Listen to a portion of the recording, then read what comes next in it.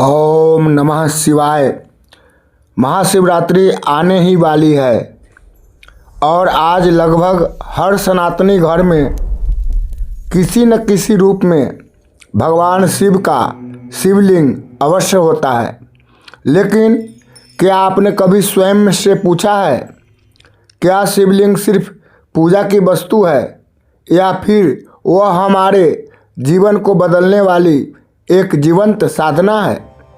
आज के इस वीडियो में हम जानेंगे कि अलग अलग पदार्थों से बने शिवलिंग हमारे जीवन, परिवार और मन पर किस प्रकार प्रभाव डालते हैं, और अंत में एक ऐसा सत्य बताऊंगा जो बहुत कम लोग बताते हैं। क्या घर में एक से अधिक शिवलिंग रखना उचित है या नहीं?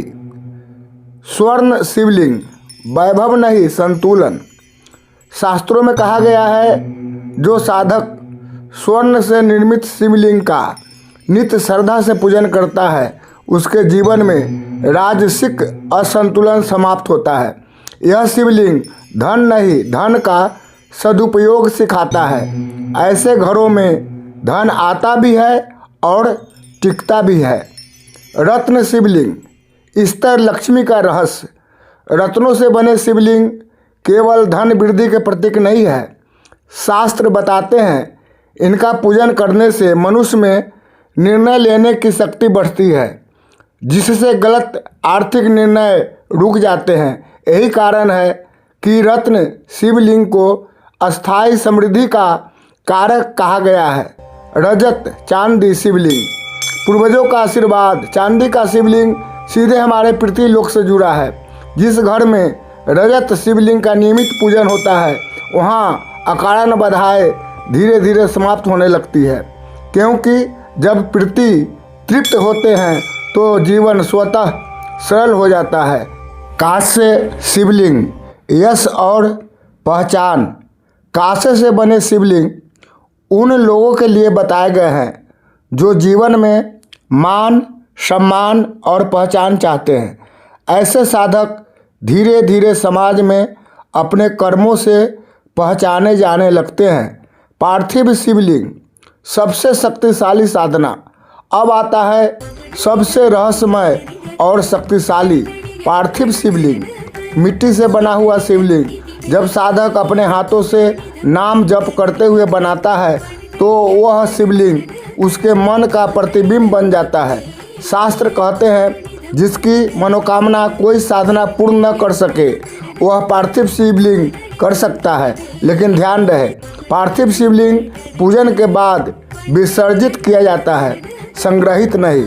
स्फटिक शिवलिंग, गृहस्थ जीवन का संतुलन। स्फटिक शिवलिंग मन और भावनाओं को शुद्ध करता है। जिस घर में पति पत्नी के बीच अकारण तनाव रहता हो, वहाँ स्फटिक शिवलिंग शांति का कार्य करता है। पर ध्यान रखें, स्फटिक असली हो, जो कभी हाथ में गर्म न हो। पारद शिवलिंग, दुर्लभ लेकिन दिव्य।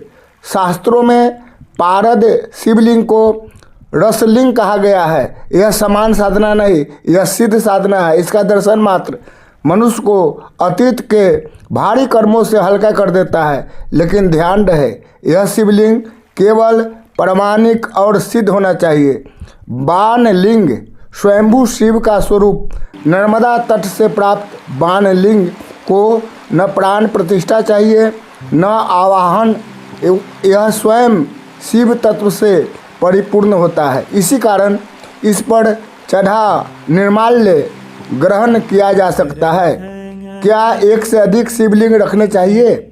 अब सबसे महत्वपूर्ण प्रश्न। शास्त्र स्पष्ट करते हैं, घर में एक ही शिवलिंग होना चाहिए, क्योंकि सनातन परंपरा अनन्य भक्ति सिखाती है। जब साधक एक शिवलिंग को पूर्ण समर्पण से पूजता है तो उसी में सभी शिव तत्व प्रकट हो जाते हैं।